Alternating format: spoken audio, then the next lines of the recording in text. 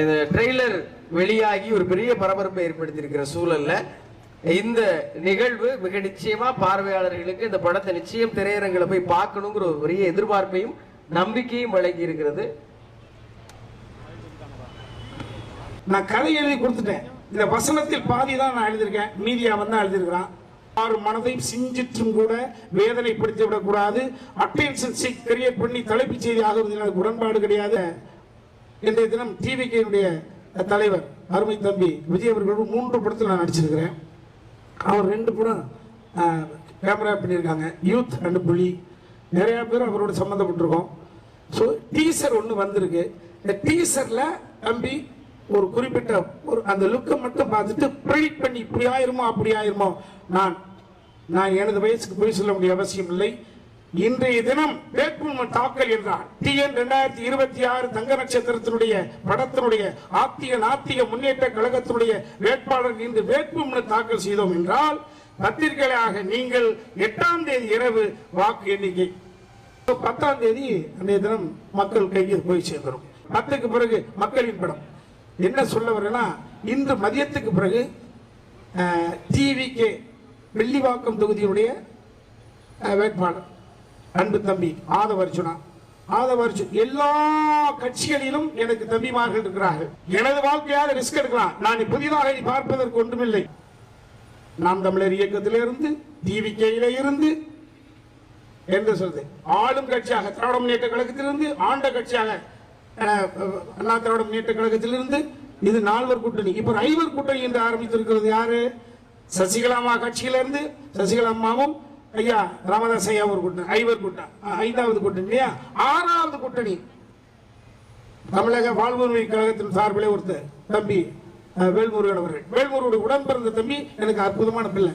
So இத்தனை பேரையும் எல்லா இயக்கத்திலும் எல்லோரும் எனக்கு இருக்கிறார்கள். அத்தனை பேருக்கு பதில் சொல்ல கடமைப்பட்டவன். எனது மகனுடைய வாழ்க்கை என்கிற பொழுது பொறுப்பு அதிகமாக இருக்கிறது. என்னன்னா, நான் ஒரு கதையை எழுதி கொடுத்துட்டேன்.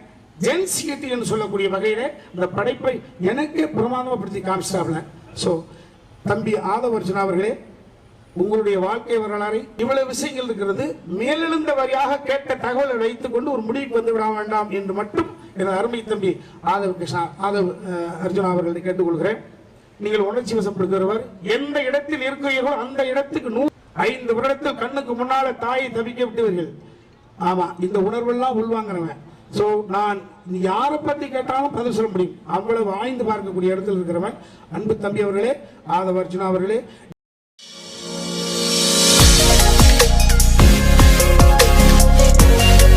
தம்பிராமையா அவர்களே ஒரு அரங்கம் நிறைந்த கைதட்டலோடு அன்போடு அழைக்கிறேன்.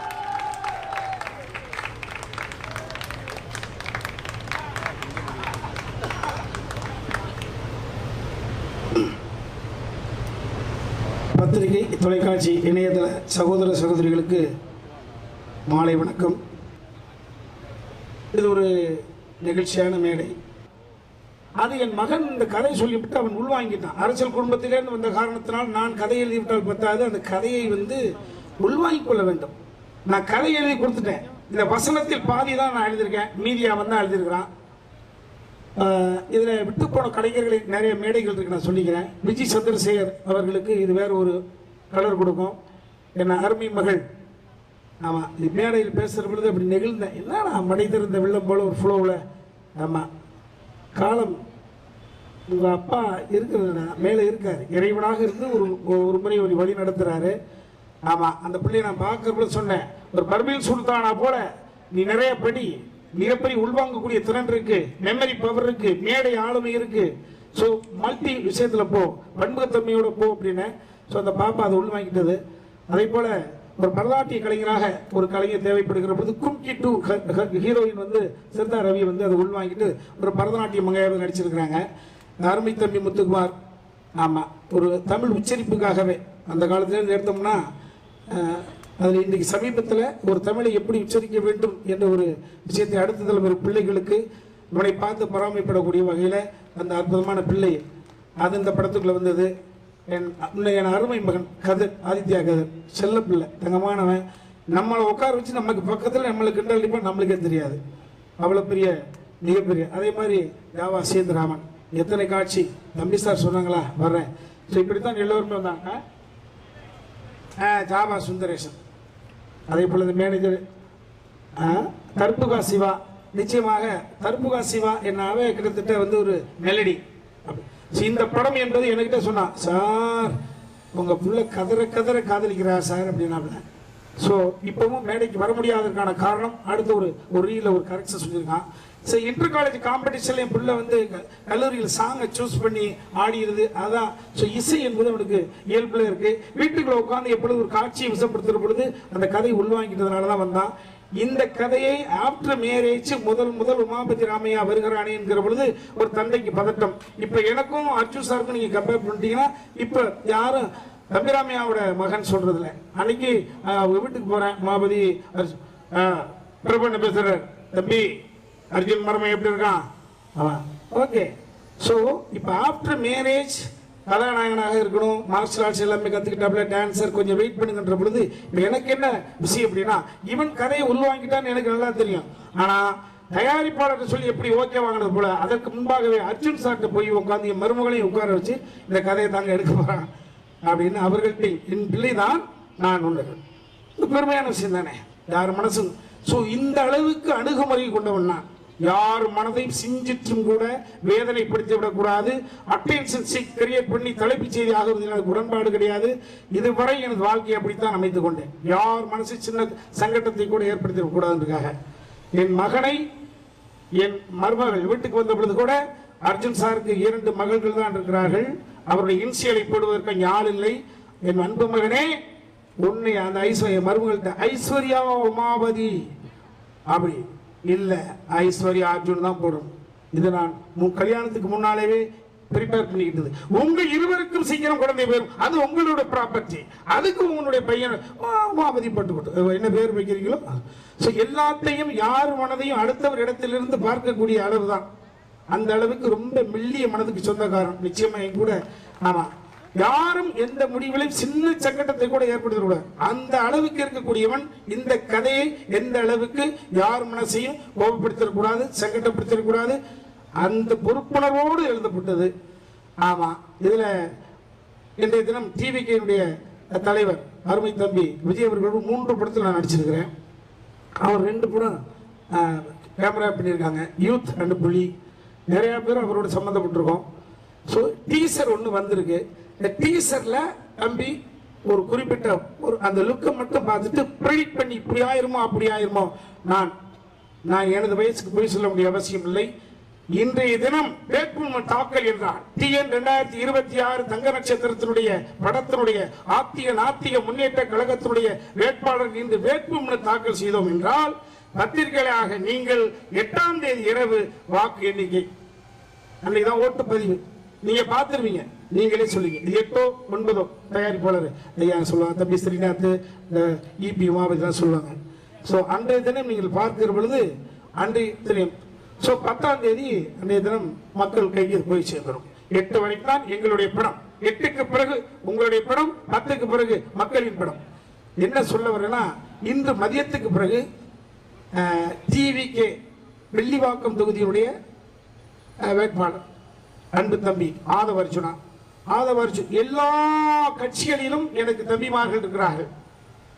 நாம் தமிழர் இயக்கத்திலிருந்து, TVK இருந்து என்று சொல்றது, ஆளும் கட்சியாக திராவிட முன்னேற்ற கழகத்திலிருந்து, ஆண்ட கட்சியாக அண்ணா திராவிட முன்னேற்ற கழகத்திலிருந்து, இது 4வர் கூட்டணி. இப்ப 5வர் கூட்டணி என்று ஆரம்பித்திருக்கிறது யாரு?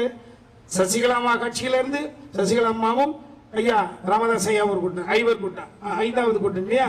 6வது கூட்டணி தமிழக வாழ்வுரிமை கழகத்தின் சார்பிலே ஒருத்தர் தம்பி வேல்முருகன் அவர்கள். வேல்முருகனுடைய உடன் பிறந்த தம்பி, எனக்கு அற்புதமான பிள்ளை. சோ இத்தனை பேரையும் எல்லா இயக்கத்திலும் எல்லோரும் எனக்கு இருக்கிறார்கள். அத்தனை பேருக்கு பதில் சொல்ல கடமைப்பட்டவன். எனது வாழ்க்கையாக ரிஸ்க் எடுக்கலாம். நான் புதிதாக பார்ப்பதற்கு ஒன்றுமில்லை. எனது மகனுடைய வாழ்க்கை என்கிற பொழுது பொறுப்பு அதிகமாக இருக்கிறது. என்னன்னா, நான் ஒரு கதையை எழுதி கொடுத்துட்டேன். ஜென்சிட்டி என்று சொல்லக்கூடிய வகையில இந்த படைப்பை எனக்கே பிரமாதப்படுத்தி காமிச்சிட்டாப்ல. ஸோ தம்பி ஆதவர்ஜுனா அவர்களே, உங்களுடைய வாழ்க்கை வரலாறை ஒரு மேடையில் நின்று கண்கசிய ஒரு 6 அடி உயரத்தில் நின்று அழுகிற பொழுது நானே நிகழ்ந்துட்டேன். உங்களுடைய பெரியம்மா திலகவதி அம்மா எங்களுடைய எனக்கு அம்மா மாதிரி, உங்களுடைய பெரியம்மா பிள்ளை ஆமா தயாரிப்பாளர், அந்த அவருடைய தயாரிப்பாளருடைய படத்தில் நாங்கள் நடிச்சிருக்கோம். சமுத்திரக்கணிக்கு ஃப்ரெண்டு, எனக்கு ஃப்ரெண்டு, தம்பி நட்டிக்கு ஃப்ரெண்டு, உங்க அண்ணன். இவ்வளவு விஷயங்கள் இருக்கிறது.